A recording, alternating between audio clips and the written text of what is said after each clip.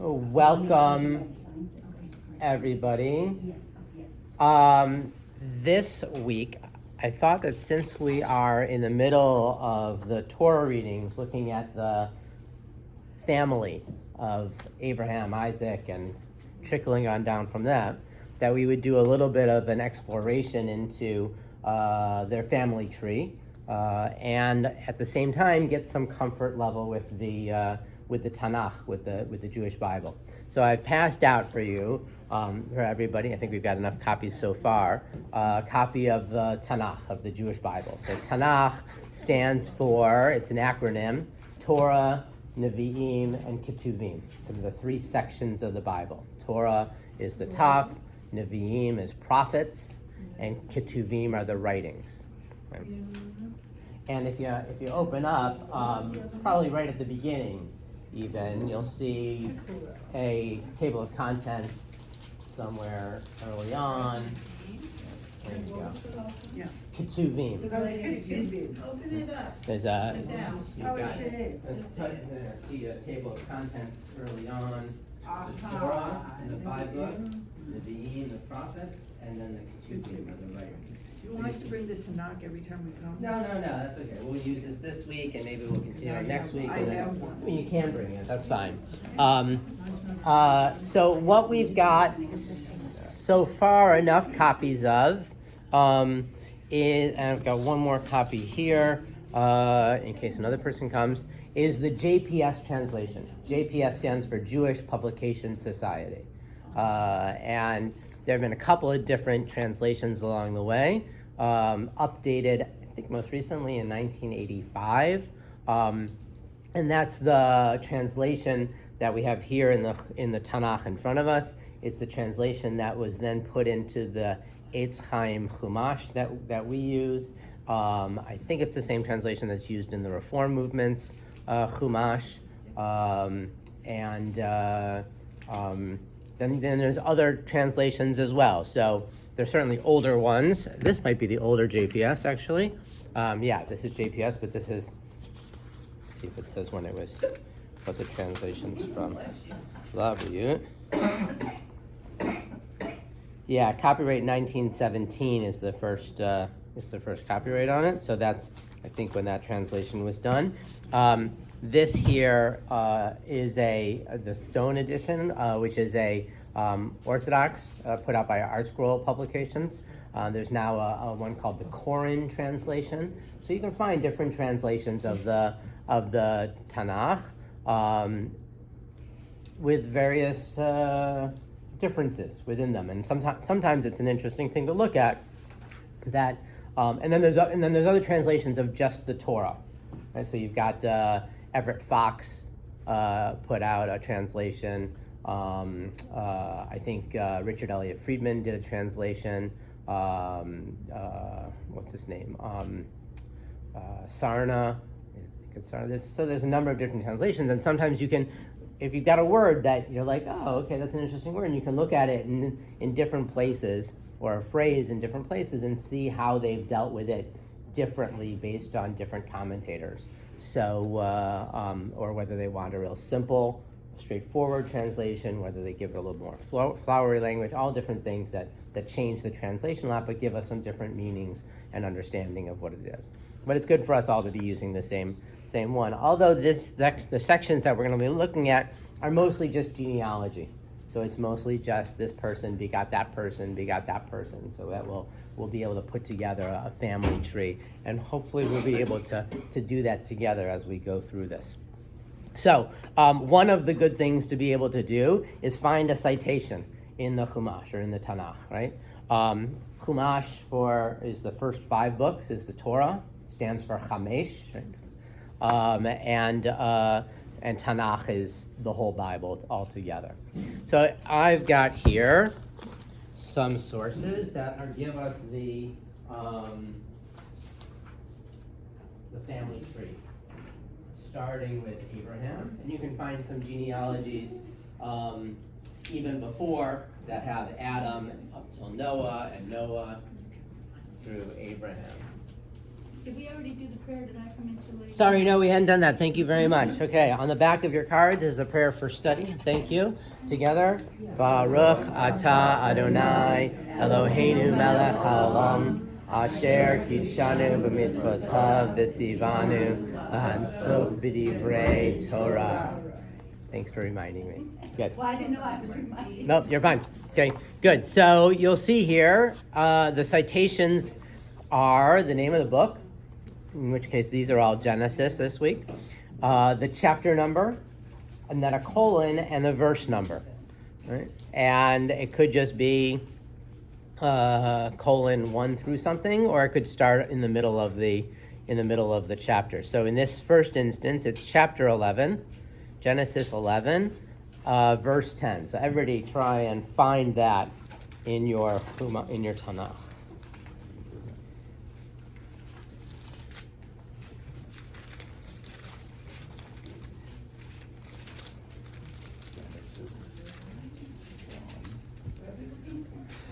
Genesis 11:10. Page 20. It starts on. Oh, there you go. And you're helping everybody out. Cheaters. I don't have that book. That's right. That's the issue, right? There's all different page numbers. Okay, everybody has some different versions of it. It's all the same translation, and it's all certainly all the same in the Hebrew. Not everybody has Hebrew. Some of these versions are English only. Yeah, mine's only English. That's fine. But that's why it's helpful to be able to navigate by chapter and verse as opposed to page number. Right? Everybody got it? Yes. And the other reason why I brought the Tanakh instead of bringing the Chumashim, instead of bringing a Chumash, is that the Chumash has other stuff in it. Like it's divided by Parsha, by the weekly reading. So you do one reading, and then the Haftarah, and another reading, and the Haftarah, and another, and so it gets all broken up. Whereas the Tanakh goes straight through without the breaks in it. So it's better if we're doing this kind of study to be using the Tanakh than the Chumash. Okay, so chapter 11, verse 10. Who wants to read this for us? These are wonderful sections of the Torah. There you go. Go ahead. This is the line of Shem. Shem was 100 years old when he begot Arpachshad, 2 years after the flood. After the birth of Arpachshad, Shem lived 500 years and begot sons and daughters. When Arpachshad had lived 35 years, he begot Shelah. After the birth of Shelah, Arpachshad lived 403 years and begot sons and daughters. When Shelah had lived 30 years, he begot Eber. After the birth of Eber, Shelah lived 403 years and begot sons and daughters. When Eber had lived 34 years, he begot Peleg. After the birth of Peleg, Eber lived 430 years and begot sons and daughters. When Peleg had lived 30 years, he begot Reu. After the birth of Reu, Peleg lived 209 years and begot sons and daughters. When Reu had lived 32 years, he begot Serug. After the birth of Serug, Reu lived 207 years and begot sons and daughters. When Serug had lived 30 years, he begot Nahor. After the birth of Nahor, Serug lived 200 years and begot sons and daughters. When Nahor had lived 29 years, he begot Terah. After the birth of Terah, Nahor lived 119 years and begot sons and daughters. When Terah had lived 70 years, he begot Abram, Nahor, and Haran. Now this is the line of Terah. Terah begot Abram, Nahor, and Haran begot Lot. Haran died in the lifetime of his father Terah in his native land, Ur of the Chaldeans. Abram and Nahor took to themselves wives, the name of Abram's wife being Sarai, and that of Nahor's wife Milcah, the daughter of Haran, the father of Milcah and Iscah. Now Sarai was barren, she had no child. Terah took his son Abram, his grandson Lot, the son of Haran, and his daughter-in-law Sarai, the wife of his son Abram, and they set out together from Ur of the Chaldeans for the land of Canaan. But when they had come as far as Haran, they settled there. The days of Terah came to 205 years, and Terah died in Haran. Okay, really riveting stuff, right? Right, I mean, who lives that long? They begot, She yeah. put her emphasis on, made it a little bit She did more great, yes, a great, a great reading of this section. Yeah, you did great. So, Who lives that long? okay, so there's the first question, right? Who lives that long? Really? Right. So I'll use this to give my spiel that I don't see the Torah, the Tanakh, the Bible, as a history book, as a science textbook, to find a blueprint of how to build a boat. Right? It's not. That's not the purpose that it serves me. Right? The purpose that it serves me is what are moral, ethical, value-based teachings that I can get out of it. Things that I like to call truths, not facts. Right? The facts, if we want, are that they lived 500 years, 200 years. I think we'd all struggle with those kind of facts, right? And so there's plenty of explanations that we can get into, that the rabbis get into, to try and explain these years. But as far as I'm concerned, it doesn't matter. Right? There is some reason that they wrote it this way, and we can talk about what are some of the values that they wanted to get out of it. But they this is how it was written. Go ahead. How about as a piece of literature? And it is taught Yeah. as a piece of literature. Right. I think Yes, certainly, it's right. value. Certainly it has Has value value for that to as it. well. And the other thing is, we don't know how they counted a year. Right. It could be so many months Right. that translated Correct. into a year. Right. And so it's just the idea that they lived long lives and they had children. Some cycle of Right, time that right, was that yes. was right. I don't see how they could have lived long lives, I'm sorry. Well, Right. speculation. Right. Not for nothing. No, right. I No, mean, no. average life expectancy back Right. then was probably in the 30 to 40 Yeah, and range, when they, right? When they say 30 There's years, no medical they may have Right. been counting more like months, 6 months, so maybe they were 15 and 16 when they were having their babies. Right. Probably. And so it's, Right. Probably. yeah, Well, scholars speculate that it's because they were close to no sin. In other Yeah. words, So there that's wasn't as an many explanation, right? generational sins Right. that decrease your life and Right. whatever. Right. That's gonna be an explanation around it. But I still think it's a stretch for most of us. So near the end, we have so who's Shem? Who is Shem? Lost already. He's but- the son of Where did we start? No, No. of Noah. Oh, Shem is the son of Noah. I meant Okay. Okay. Noah. Okay. So that's where we're starting from, right? This is the line of Shem. Noah has 3 sons: Shem, Ham, and Japhet. And so this is Shem, and you can hear in that word Shem, right, the word Semite, right? The Shemites. Right? You have the Hittites and the Jebusites and the Canaanites, right? So these are the Shemites. And so that's in some ways where we get that naming from in terms of being a Semitic people. And as we then get down, forgetting most of the ones in the middle, as we get down near the bottom, we get really close to I'm going to say Abraham, even though it's Abram, right?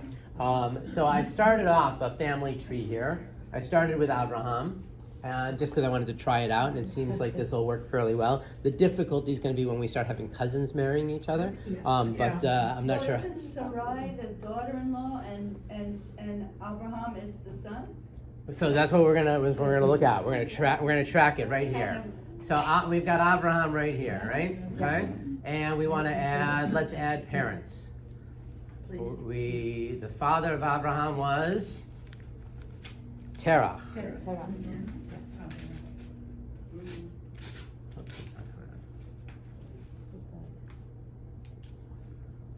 Alright.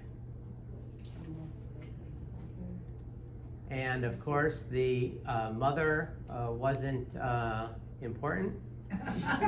So we're going to delete the mother of Abraham because we don't have that information. Okay.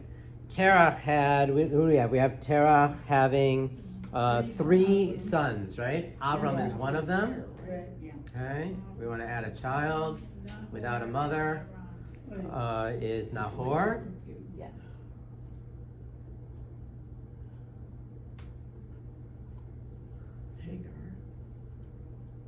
And Terah also has another child without a mother, and that person's name is Haran.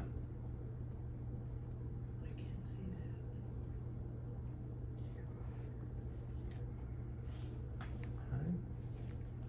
Now, where was Sarai from all of this? that. She married Abram. Right? Abram and Sarai. Right. Yes. Abram and Nahor took to themselves wives. Yes. The name of Abram's being Sarai, and that of Nahor's being Milcah. So we'll add Sounds like to Nahor This is the a wife, daughter of Haran. add a partner. New partner is Milcah. Okay. What else do we know about Sarai? She was childless until the angels came. Right. I'm trying to find her parentage. Sarai? I thought we had that. Maybe not. Maybe not. Okay. Well, they did mention something. Now Milcah's also the daughter of Haran, which I'm not sure we're going to be able to do that on this. They did not say who her parentage was. No. They only said Milcah's. Milcah's, Yeah. right? Yeah. Yeah, she's the daughter of Haran. So she's a cousin. No, Milcah, wife Milcah, the daughter of Haran. Right. He married his niece. Who's he? Milcah. Nahor. Oh, Nahor. Nahor married his niece, correct? Yes. Right. It happens all the time. Yeah. That's kind of gross. Well, there was no other people. Oh, that's right, they only lived in like this, Yeah, It was Yeah. at a different time, for sure. yeah. yeah, so that makes sense. Did he have a wife already though? No. Well, how did he Who's get that his one? kids? Who's that one you're He figuring had on? no wife. Not this one? Yeah, Milcah. M-I-C-H-A? No, it's Yes. Haran, it's Haran's daughter. Yeah. So Where Haran. are we? I'm lost already. Up on the board, if you look. I can't, it's, No, no, it's, it's I I can't see can't it. see it. You don't have to get too much into the details here. I was just thinking it'd be interesting if we could figure this out. Who was It is Abraham on Look, this we've side? got There's a teacher on Abraham, YouTube I Abraham, watched, it was Abram, fascinating. Nahor, How they and was explained all of Nahor. that. this line. This one is Nahor over here. Yeah, he It was explained all Nahor of it. and Haran. Those were his two It doesn't brothers. mention your mother, right, who is the mother of these 3 boys? They don't care. They don't care. They don't care, at that What is time, all it that didn't matter. Yeah. It could have been 3 different women, could have been 3 They could have been concubines. I know They she believed said in that, that and I then. don't get that though, aren't you supposed to be? Well, there were no They- rules at the there were time. no I guess. rules at that Okay. time. And No, then they you didn't just care. married by your father. I didn't know Not that. anymore, to get into Israel, it's not. No, I know, but. Oh, you mean with the family The tribes. name and? Right, The right. tribes. Right, the Yeah. tribe, no, I don't know. And this is pre-tribes. Yeah. Yeah, this is- Okay, so I got it in there that Milcah's father is Haran, but it won't on this let me connect it to this Haran over here. So, but that's okay. Okay, so there we have the first bit. Terach is really the ancestor, right? Terach is the Patriarch. is the father of Abraham, Nahor, and Haran. Then we also have in there, which we didn't put in there, Lot, who's the son of Haran. So let's put him in there as well. Haran. Let's add a From Noah and child. How do I add a child? No, then They there's all, Adam. they all come Adam was directly the from, first they man, all right? come directly from Lot Seth. and Noah. Yes. Wait a minute, what happened to Adam? Oh, Adam's Well, way Adam before. is the father of Seth, but they all come Adam's from from everybody's Seth. God. I didn't go back that far. No, I'm just telling her. I know. Haran is over here, right? Yes, Adam is, moved around. no, no. They didn't have somewhere. didn't have radio. There's a whole thing that's been going on in New York about the Abraham. Orthodox wanting to have concubines. What? Yeah, I heard about that. Really? I did not. Yeah, I heard about it. Why? Really? Where was that? How did you find out about They mess around anyway, why? No. Stop. Okay, so as was pointed out, right, Abraham, Nahor, Yeah, right, ends up marrying Milcah, right? yes, So that Milcah and this And Milcah are the Haran same. had Milcah. yes, Lot then is Abraham's nephew, yes. right, and he'll play out in some of the And he stories. married- Cause Yeah. Nahor died. Nahor died. Yes. Right, Nahor dies. During- So Abraham ends up taking over oversight. Okay? There we go. So that's the initial. I don't think we've left anybody out at this point that we've got. Let's go on to Genesis 12, 1 through 9. Find that in your Tanakh now. Genesis 12. Genesis 12, verses 1 through 9. So who wants to read that? Okay, Iris. Okay, we'll get some The others. Lord said to Abram, "Go forth from your native land and from your father's house to the land that I will show you. I will make of you a great nation, and I will bless you. I will make your name great, and you shall be a blessing. I will bless those who bless you, and curse him that curses you. And all the families of the earth shall bless themselves by you." Abram went forth as the Lord had commanded him, and Lot went with him.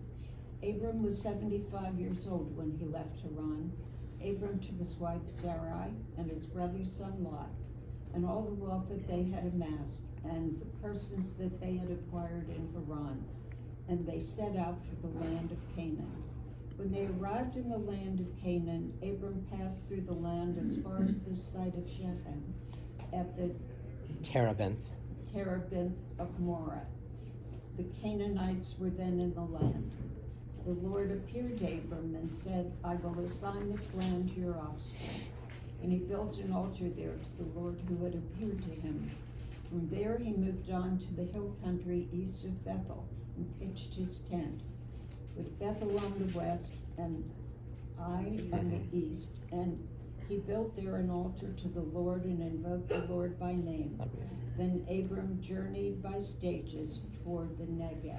Okay, so here we have the beginnings of Abraham's journey, right? Or I shouldn't say the beginnings, because if we look back at the end of chapter 11, it says that they already left, right? They left their ancestral home of Ur and settled in Haran.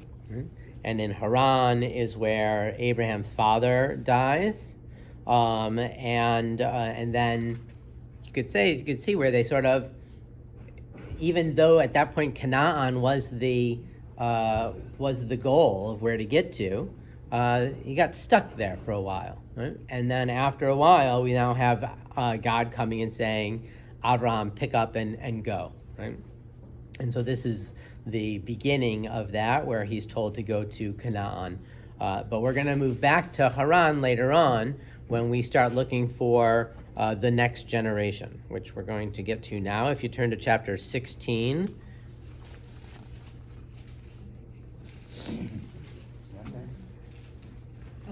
All right, next citation there, 16:1 through 16.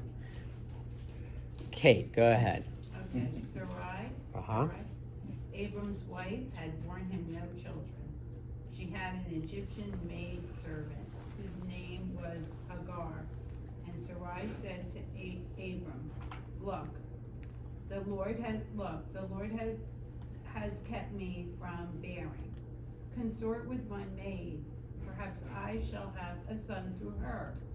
And Abram heeded Sarai's request. So Sarai, Abram's wife, took her maid, Hagar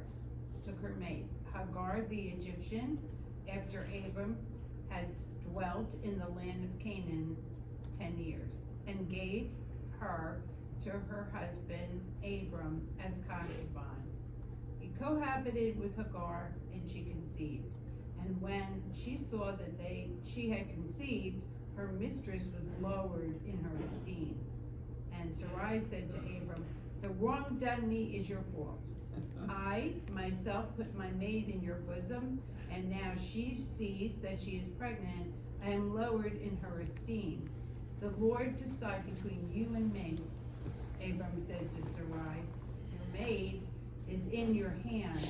Deal with her as you think right. Then Sarai treated her harshly, and she ran away from her.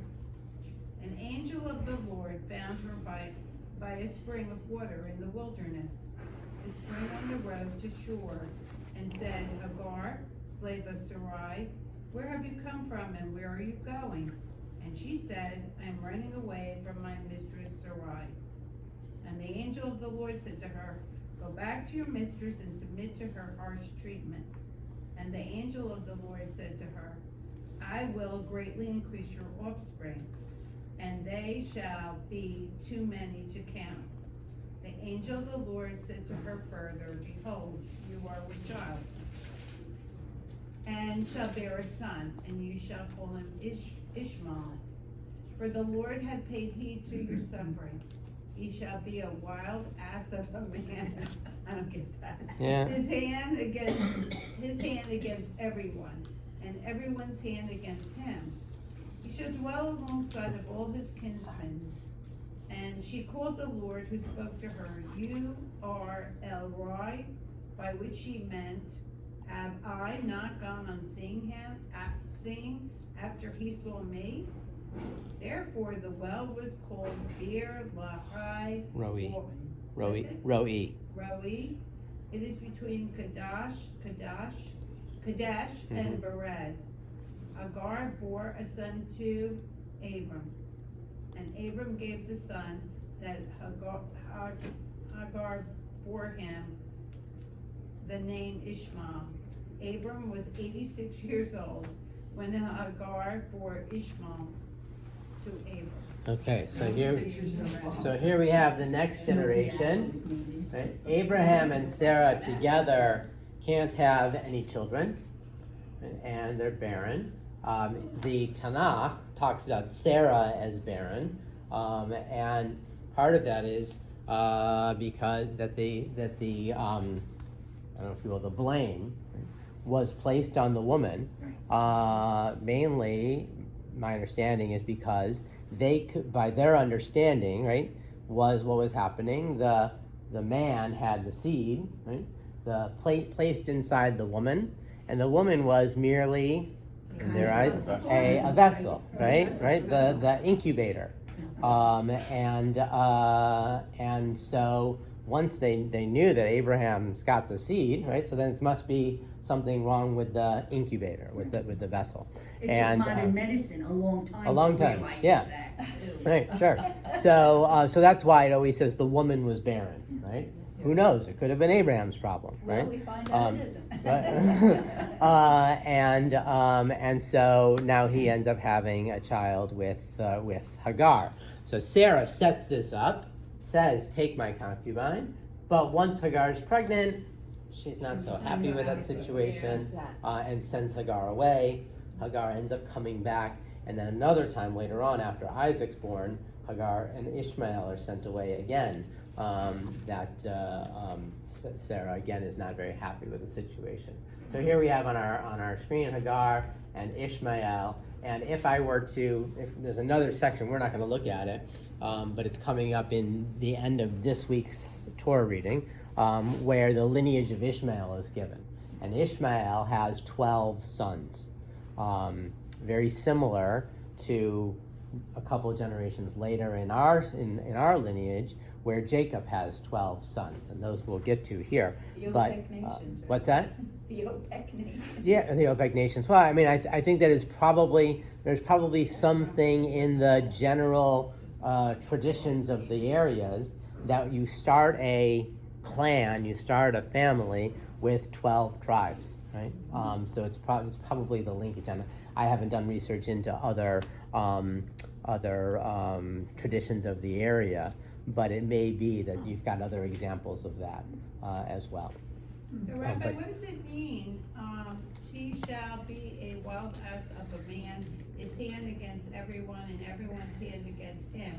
So, and blah, blah, blah, is there parts of this that you should just whatever? Yeah, I mean, it's an interesting question. Yeah.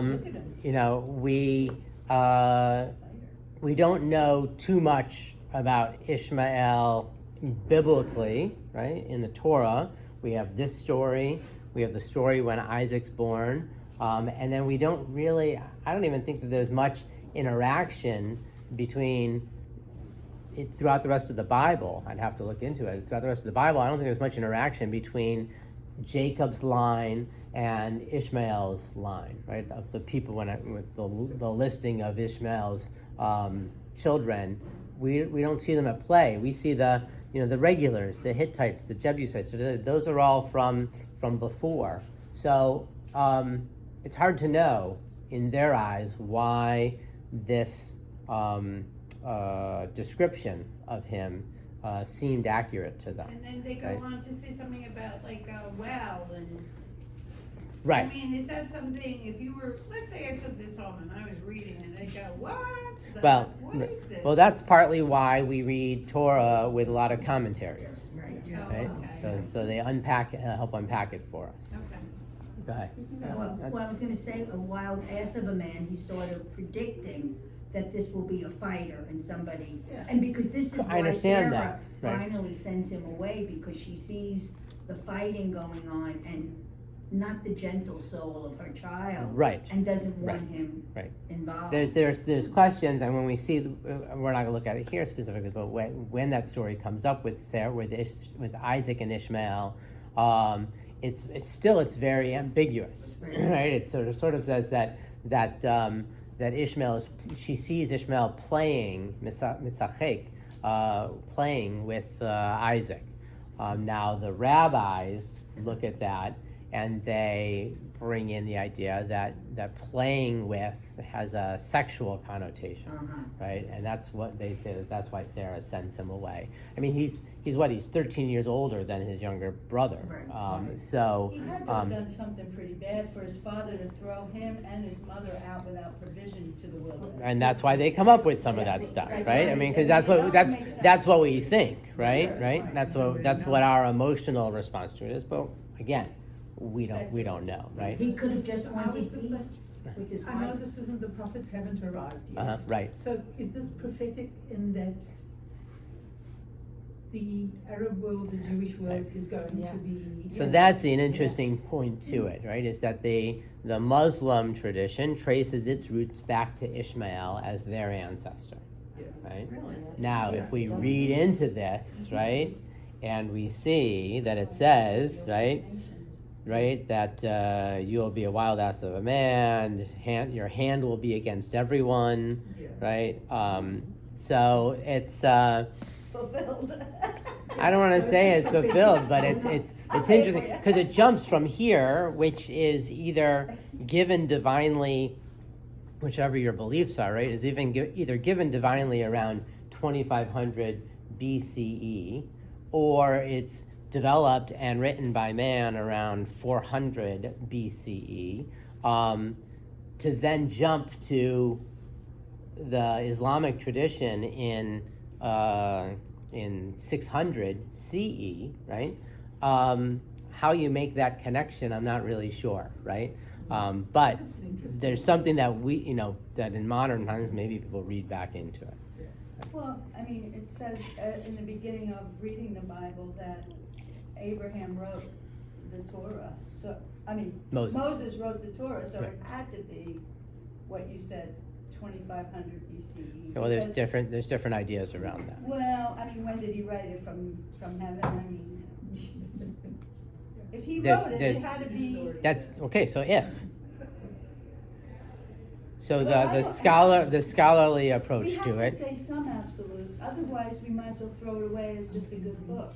No, this is a different discussion, but Okay. I Well, don't think that's the personally, case. I can't throw that out. I Well, mean, that's why I put out there, depending upon your beliefs, right? But your beliefs and everybody else in the rooms might not be the same, right? So. Well, it says it, you know, We don't always take it literally. Right, Do you right. take this literally? pretty much. Yeah. I do So- think I do think it's a history book, I do think Okay, it's a well, that's a science book, different and so approach. So right? does Maimonides. I mean, he basically said, because in his book, of the. Guide to the Perplexed, right. You know, he says that there's 10 dimensions. I understand.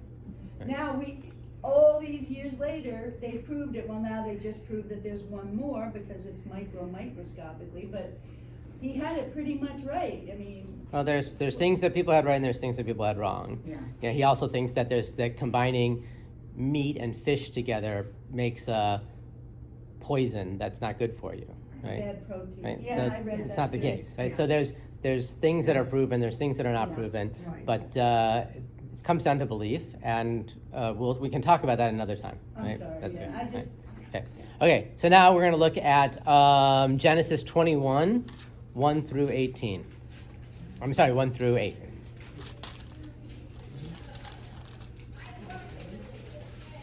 Is that me now? The Lord took note of Sarah as he had promised, and the Lord did for Sarah as he had spoken. Sarah conceived and bore a son to Abraham in his old age, at the set time of which God had spoken. Abraham gave his newborn son, whom Sarah had borne him, the name of Isaac. And when his son Isaac was 8 days old, Abraham circumcised him as God had commanded him. Now Abraham was 100 years old when his son Isaac was born to him. Sarah said, God has brought me laughter. Everyone who hears will laugh with me. And she added, who would have said to Abraham that Sarah would suckle children? Yet I have borne a son in his old age. The child grew up and was weaned, and Abraham held a great feast on the day that Isaac was weaned. Okay, great. So that's the story now, the birth of Isaac. So that's the next tier in our tree. So we've got Isaac and Ishmael as half brothers, right? And like I said, we could put in there Ishmael's family, but it would really cloud things up. So we're not gonna put his children in there. The next little section, which we're not going to read now, is that story of Ishmael and Isaac together and sending Ishmael and Hagar away, and again the promise to Ishmael to Hagar and Ishmael that they'll be a great nation. Okay, so that's our first two. Now the beginning of the second generation, Abraham and Sarah, and they've got Isaac in the picture. At 24, chapter 24, it's a long chapter. Very long. We have the courtship, if you will, the way that Isaac ends up getting a wife. We want to find that out because that'll also give us her genealogy going backwards. So go ahead, Linda. Abraham is now old, advanced in years, and the Lord had blessed Abraham in all things. And Abraham said to the senior servant of his household, who had charge of all that he owned, put your hand under my thigh, and I will make you swear by the Lord, the God of heaven and the God of the earth, that you will not take a wife from my son, from the daughters of the Canaanites, among whom I dwell, but will go to the land of my birth, and get a wife for my son Isaac. And the servant said to him, what if the woman does not consent to follow me to this land? Shall I then take your son back to the land from whence you came? Abraham answered him, on no account must you take my son back there. The Lord, the God of heaven, who took me from my father's house and from my native land, who promised me on oath, saying, I will assign this land to your offspring, he will send his angel before you, and will get a wife for my son from there. And if the woman does not consent to follow you, you shall then be clear of this oath to me, but do not take my son back there. So the servant put his hand under the thigh of his master Abraham and swore to him as bidden. Then the servant took 10 of his master's camels and set out, taking with him all the bounty of his master, and he made his way to Aram Naharaim, to the city of Nahor. He made the camels kneel down by the well outside the city at evening time, the time when women came out to draw water. And he said, O Lord God of my master Abraham, grant me good fortune this day, and deal graciously with my master Abraham. Here I stand by the spring as the daughters of the townsmen come out to draw water. Let the maiden to whom I say, please lower your jar that I may drink, and who replies, drink, and I will also water your camels, let her be the one whom you have decreed for your servant Isaac. Thereby shall I know that you have dealt graciously with my master. He had scarcely finished speaking when Rebekah, who was born to Bethuel, the son of Milcah, the wife of Abraham's brother Nahor, came out with her jar on her shoulder. The maiden was very beautiful, a virgin whom no man had known. She went down to the spring, filled her jar, and came up. The servant ran toward her and said, please, let me sip a little water from your jar. Drink, my lord, she said, and she quickly lowered her jar upon her hand and let him drink. When she had let him drink his fill, she said, I will also draw for your camels until they finish drinking. Quickly emptying her jar into the trough, she ran back to the well to draw, and she drew for all his camels.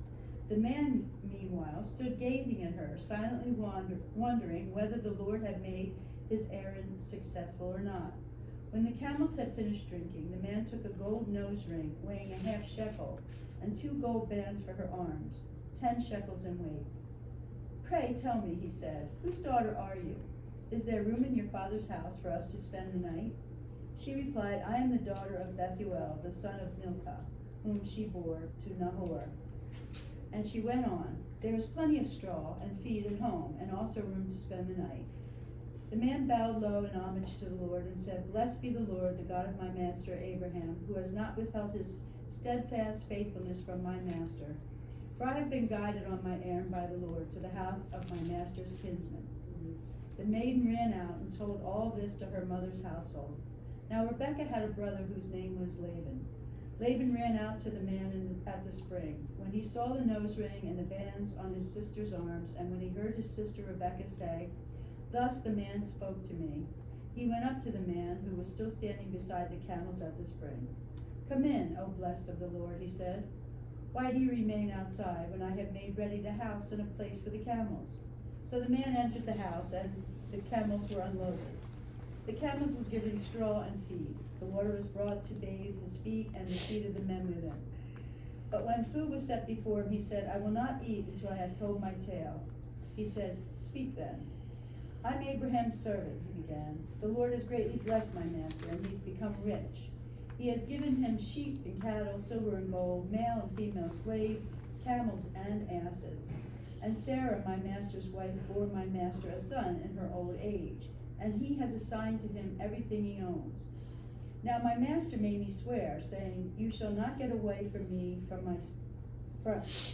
you shall not get away for my son from the daughters of the Canaanites, in whose land I dwell, but you should go to my father's house, to my kindred, and get away for my son. And I said to my master, What if the woman does not follow me? He replied to me, The Lord, whose ways I have followed, will send his angel with you and make your errand successful, and you will get away from my son, from my kindred, and from my father's house. Thus only shall you be freed from my adjuration. If when you come to my kindred they refuse you, only then shall you be freed from my adjuration. I came today to the spring, and I said, O Lord God of my master Abraham, if you would indeed grant success to the errand on which I am engaged, as I stand by the spring of water, let the young woman who comes out to draw, and to whom I say, Please let me drink a little water from your jar, and who answers, You may drink, and I will also draw for your camels. Let her be the wife whom the Lord has decreed for my master's son. I had scarcely finished praying in my heart when Rebekah came out with her jar on her shoulder and went down to the spring and drew. And I said to her, please give me a drink. She quickly lowered her jar and said, drink, and I will also water your camels. So I drank, and she also watered the camels. I inquired of her, whose daughter are you? And she said, the daughter of Bethuel, son of Nahor, whom Milcah bore to him. And I put the ring on her nose and the bands on her arms. Then I bowed low in homage to the Lord and blessed the Lord, the God of my master Abraham, who led me on the right way to get the daughter of my master's brother for his son. And now, if you mean to treat my master with true kindness, tell me, and if not, tell me also, that I may turn right or left. Then Laban and Bethuel answered, the matter was decreed by the Lord. We cannot speak to you bad or good. Here is Rebekah before you. Take her and go, and let her be a wife to your master's son, as the Lord has spoken. When Abraham's servant heard their words, he bowed low to the ground before the Lord. The servant brought out objects of silver and gold, and garments, and gave them to Rebekah, and he gave presents to her brother and her mother. Then he and the men with him ate and drank, and they spent the night. When they arose next morning, he said, give me leave to go to my master. But her brother and her mother said, let the maiden remain with us some 10 days, then you may go. He said to them, do not delay me, now that the Lord has made my errand successful. Give me leave that I may go to my master. And they said, let us call the girl and ask for her reply. They called Rebekah and said to her, will you go with this man? And she said, I will. So they sent off their sister Rebekah and her nurse, along with Abraham's servants and his men. And they blessed Rebekah and said to her, O sister, may you grow into thousands of myriads. May your offspring seize the gates of their foes. Then Rebekah and her maids arose, mounted the camels, and followed the man. So the servant took Rebekah and went his way. Isaac had just come back from the vicinity of Beer-lahai-roi, for he was settled in the region of the Negev. And Isaac went out walking in the field toward evening, and looking up, he saw camels approaching him. Raising their eyes, Rebekah saw Isaac.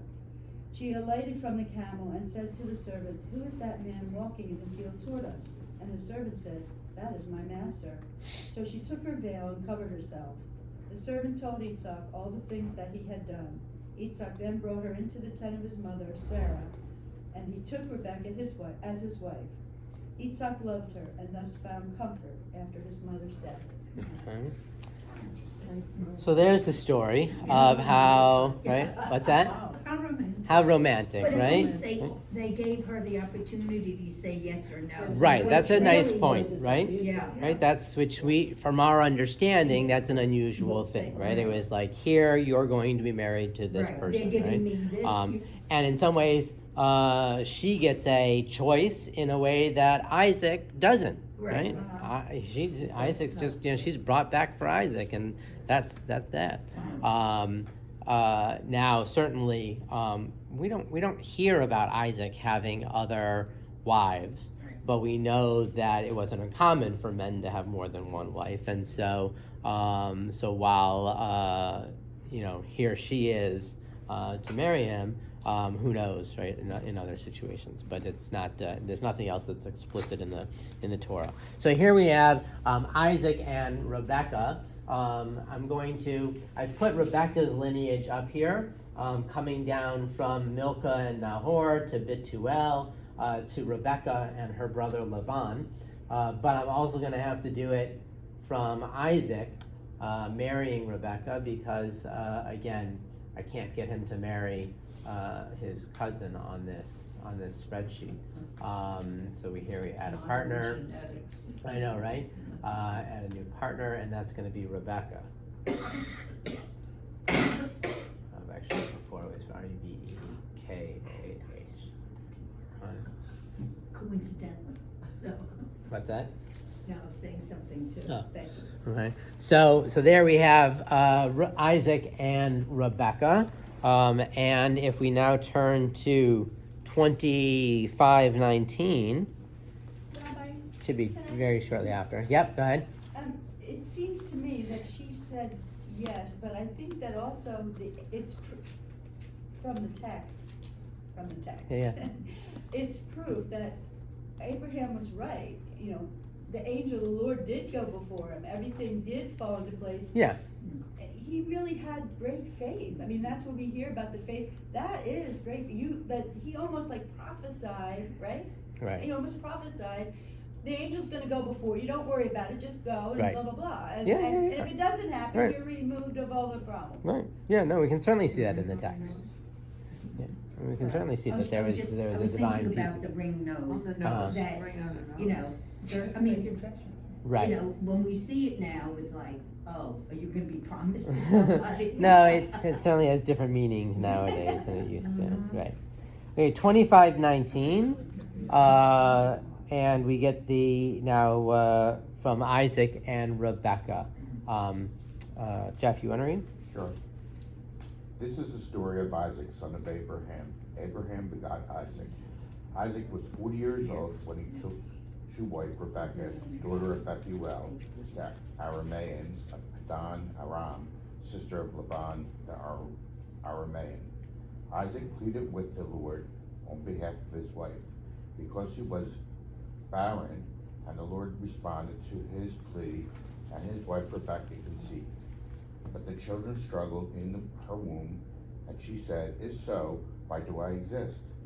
She went to inquire of the Lord, and the Lord answered her, "Two nations are in your womb, two separate people shall issue from your body. Our people shall be mightier than the other, and the older shall serve the younger." When her time to give birth was at hand, there were twins in her womb. The first one emerged red like a hairy mantle of all over, so they named him Esau. Esau. Then his brother emerged, holding on to the heel of Esau, so they named him Jacob. Isaac was 60 years old when they were born. When the boys grew up, Esau became a skillful hunter, a man of the outdoors, but Jacob was a mild man who stayed in camp. Isaac's father Esau favored Esau because he had a taste for game, but Rebekah favored Jacob. Okay, great. So there we have the birth of the next generation of Jacob and Esau, or in chronological order, Esau and Jacob being born to Rebekah and Isaac. And it's like Cain and Abel in that one is meat and one is. Yeah, we do have that, right? They have some similarities there. Luckily, though, we don't get another case of a brother killing another brother. Almost, right? But not exactly. Somehow there's an evolving there. Okay, now 29, chapter 29. They were so different, there were actually then 2 eggs fertilized, not one. Because one egg would have produced identical twins. Right? They weren't identical. Right. I mean, So, from what we know. myself and my sister. Right. Fraternal, Right. very different. Correct. Yeah. Thank God my parents didn't play favorites. Good. So now Jacob. Who else wants to read? That's clamming here. Go ahead, Becky. All right. Jacob resumed his journey and came to the land of the Easterners. There before his eyes was a well in the open.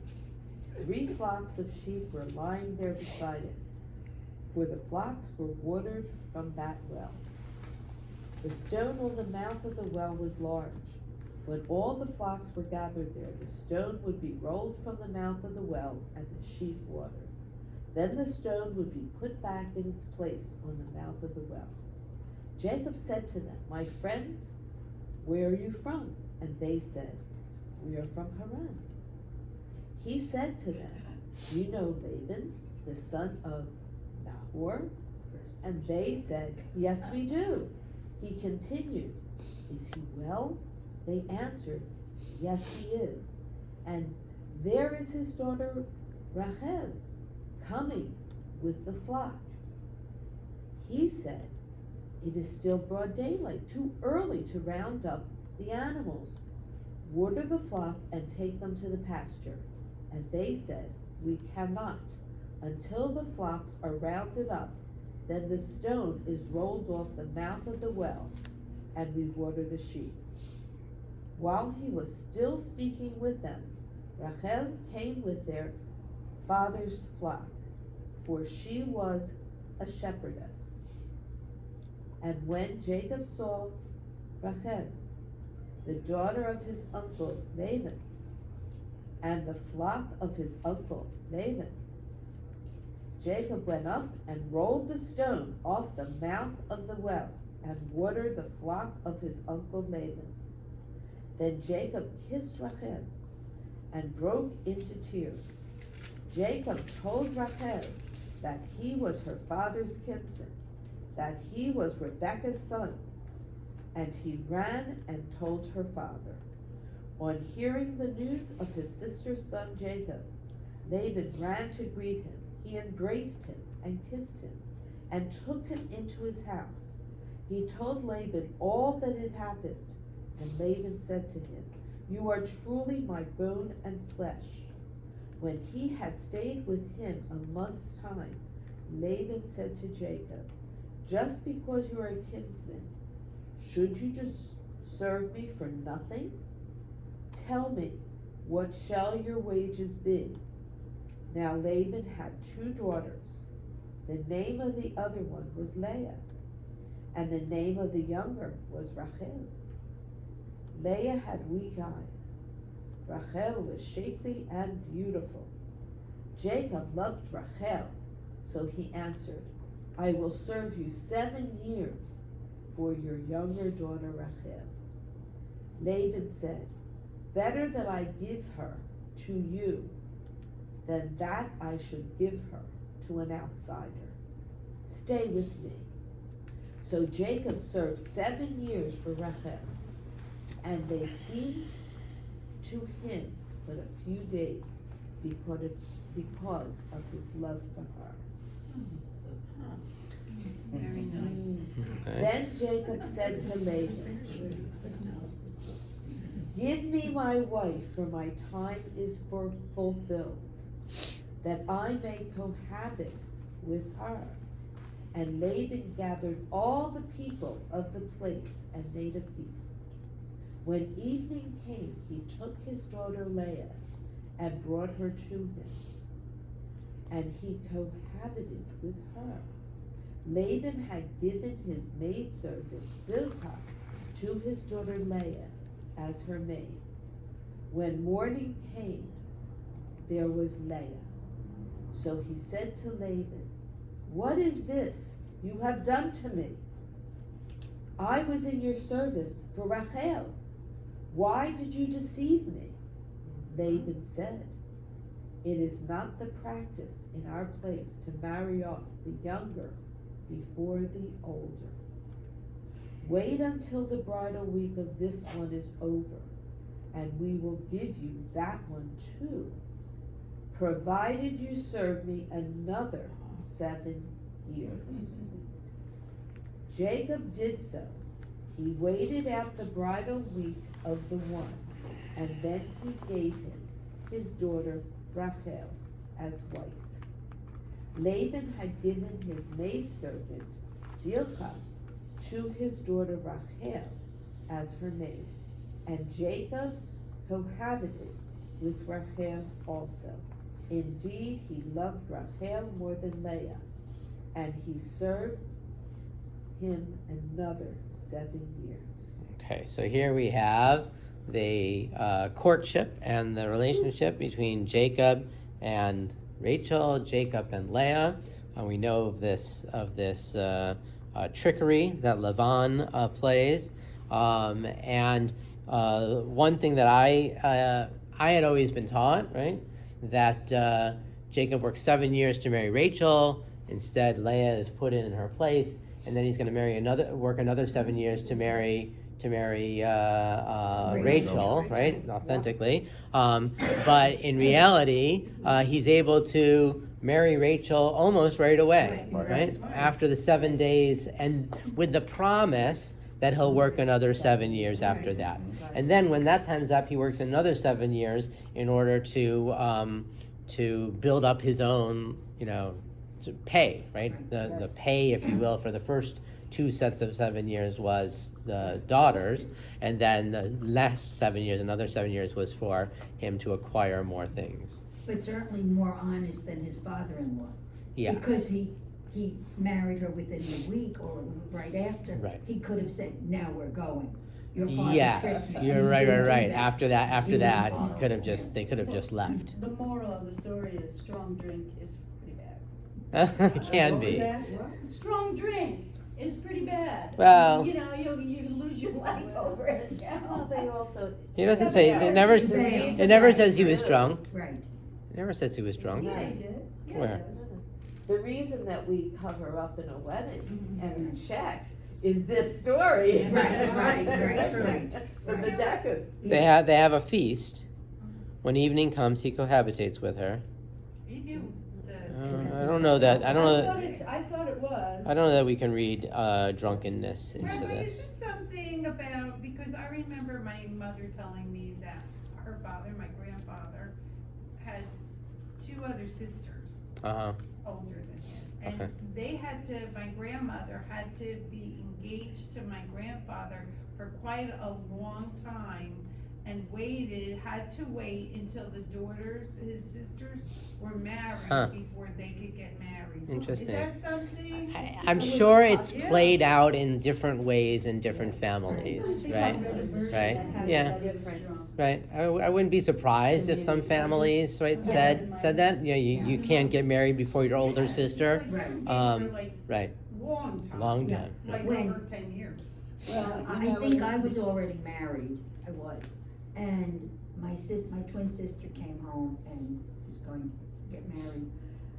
And my father was like, well, your older sister isn't married yet. Uh-huh. And why he didn't stop me, I don't know. Right, but right. He hadn't. Let him try, And- right? What? Let him try, right? Well, he should have, but that's beside the point. That's a different story. That's a story, yeah. Different story, different day.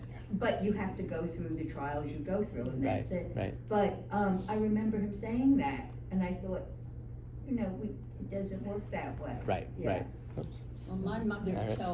tells the story that she got married before her older sister, and her mother made her apologize to her older Oh. sister that she was Yeah. getting married How first. sad is Yeah, that? right.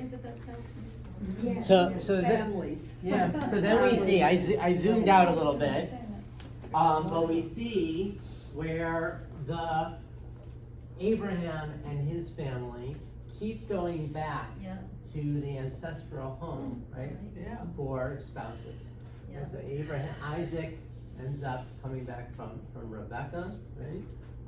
And Jacob goes back again and marries Leah and Rachel, who are Laban's daughters. Right. So we keep seeing that throughout, and in some ways as having the early on, right, sense of in marriage, right? Staying within our tribe, and it's nowadays a continuous conversation around that. Just yesterday, I had a rabbinic association lunch, and we were at the Federation, and they went over some of the findings from the population study with the rabbis, and not going too in depth, but basically saying that there's somewhere around, depending upon whether you're counting individuals or you're counting families, 20 to 40%, I think it was, of people in Sarasota are intermarried, right? And just the questions around what does that intermarried. With Oh, yeah. relatives, right. Right. With- No. That's true. No. Intermarried. Intermarried meaning out of the faith. Out of the faith. Out of the faith. Only that 20 to 40. Intermarriage. Interfaith marriage, right? Intermarriage. No, sorry, No. interfaith marriage. Yeah. So that, and then what are the implications of that, right? Not to put necessarily a value judgment on it, but just a reason. Yeah, right, I mean, possibly, right? But they're seeing those numbers getting larger and larger. Overall. They attributed it to the fact that the Sarasota Jewish community is younger than it was when they did the last study, which was 18 years ago. And younger people have more intermarriage. But I also think, I mean, I don't know anecdotally, just from our congregation here, is that we see a number of people, older people, as they get remarried, who maybe never would have thought about intermarrying first time around, did later Right. on, right? Yes. Right? Yes, I see. I and never just. dated anyone who wasn't Jewish in my childbearing days. Mm-hmm. And when John proposed, and I called my son, his first comment was, "Well, you're not gonna have children." I said, "No." No. But I did say to John, "This is your chance maybe to have a son," Right. because he had daughters. And he said, "Well, of course, if we had a child, you would raise that child Jewishly." Uh-huh. And not knowing anything about the law, Right. but more that the mother does the raising. Mm-hmm. Mm-hmm. And you're right, I never would have considered it. I Right. just thought Right. that was Right. another thing to bring that makes it difficult. So in some ways, both generations now, or multi-generations now, view intermarriage in a very different way than it had before. I think partly because we all used to live very close together, Mm-hmm. and now, in the last 30 years, kids they're going away to college, they're meeting other people that they would not have met Right. otherwise, or in the work environment. Absolutely. Good. Okay, so let us stop there. We have one more generation that we're going to, at least one more generation that we're going to look at specifically, which is Jacob's children, who he ends up having with, I made this smaller because to be able to see the whole screen, but I can pop it back out again. Right, with Leah and Rachel, but also with Bilhah and Zilpah, their concubines, their maidservants, and we'll end up with a much bigger, broader family tree with 12, well, more than 12, with 13, 14 individuals listed there, and then we can continue on into the Joseph and his brothers later on. But we'll stop here at this point, and thank you all very much. Have a wonderful Thanksgiving.